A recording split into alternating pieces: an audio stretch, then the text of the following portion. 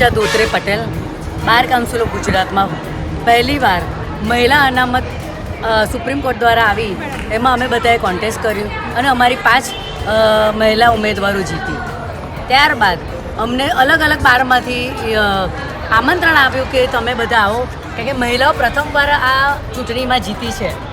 તો તમારો અમને સત્કાર સમારંભ કરવો છે. અમે દરેક જગ્યાએ ગયા, પરંતુ વસ્ત્રાલ બાર એસોસિએશન દ્વારા જે આયોજન કરવામાં આવ્યું છે તે કોઈ બારે આજ દિન સુધી નથી કર્યું. તેઓએ તમામ અમદાવાદ બાર એસોસિએશનના હોદ્દેદારો તેમજ બાર કાઉન્સિલના તમામ હોદ્દેદારોને પર્સનલી કોલ કર્યા,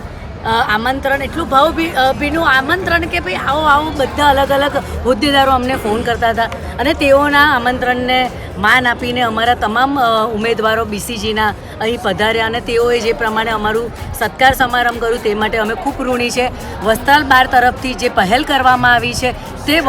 વકીલ એકતા માટે એક મિસાલ સમાન છે, કારણ કે આવું જો વારંવાર થશે ને તો સમાજમાં એક દાખલો બેસે કે વકીલ એકતા એ બહુ અખંડ છે, વકીલોને કોઈ તોડી નહીં શકે અને આવું ફંક્શન વારંવાર થવું જોઈએ એવી મારી અપીલ છે.